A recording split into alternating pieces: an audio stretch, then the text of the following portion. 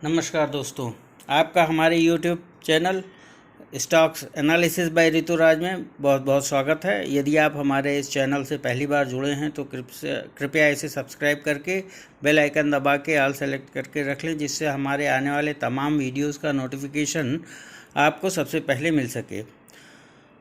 तो दोस्तों, आज हम बात करेंगे एक सेक्टर के बारे में जिसमें बहुत हलचल रही है और बहुत तेज़ी आई है।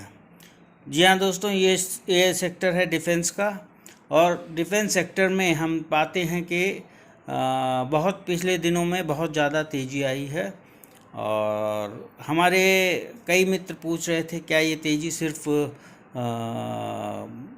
पब्लिक सेक्टर बैंक्स में है या प्राइवेट सेक्टर में भी आई है या आने की उम्मीद है। तो दोस्तों, इस मामले में आज ही हमारे defence secretary mister Aramane IAS ने क्लैरिफिकेशन दिया है कि गवर्नमेंट के पास भी ये चीज़ है नॉलेज में और गवर्नमेंट इस पे विचार कर रही है। तो दोस्तों, गवर्नमेंट ने क्या कहा है इसके ऊपर विचार करते हैं। गवर्नमेंट ने कहा है कि हम आने वाले वर्ष में जो डिफेंस बजट होगा उसमें से 45 जो भी हम डिफेंस सेक्टर को बजट एलोकेट करेंगे उसमें 55% तो पीएसयू कंपनी को देंगे और 45% हम अपने प्राइवेट सेक्टर के कंपनीज़ को देंगे। तो इस उससे जो है प्राइवेट कंपनीज़ में आने की प्राइवेट कंपनीज़ का भी काफ़ी बड़ा हलचल होने की उम्मीद है। तो प्रश्न ये उठता है कि प्राइवेट सेक्टर में कौन कौन सी कंपनियां काम कर रही हैं, क्योंकि पब्लिक सेक्टर के जो कंपनीज काम कर रही हैं उनके ज़्यादातर बारे में सभी को मालूम है और सभी कंपनियों ने पिछले 2 साल 1.5 साल में 500 से लेके 1200-1500% तक का मुनाफा कमाया है। तो प्राइवेट कंपनीज में मेन है भारत फोर्ज लिमिटेड, जो लगभग 1262 पे कामकाज कर रही है। अच्छी कंपनी है। मेरा कोई ऐसा रिकमेंडेशन नहीं है कि आप इसमें निवेश करें या ना निवेश करें, ये आपका फैसला होगा।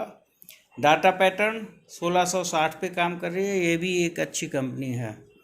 तीसरी बहुत बड़ी कंपनी है जो कि जिसका कोर बिजनेस डिफेंस का नहीं है, लेकिन वो हर एक सेक्टर में काम करती है, इसलिए वो डिफेंस में भी काम करते हुए मिलती है, लार्सन एंड टोब्रो।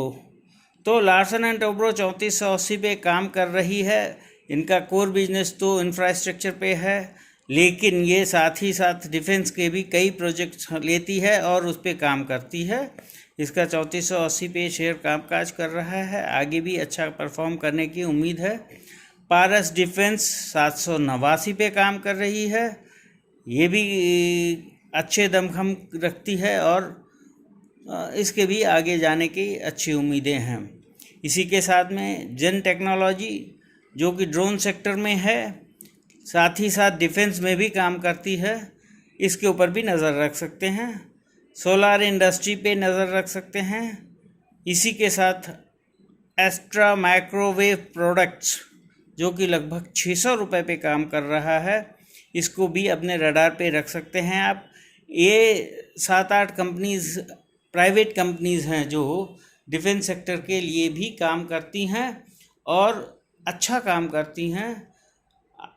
अगर जैसा कि हमारे डिफेंस सेक्रेटरी जी ने कहा कि हम इन्हें 45% देंगे, अगर ऐसा कुछ होता है तो इनमें भी एक अच्छी तेज़ी आने की पूरी संभावनाएं रहेंगी।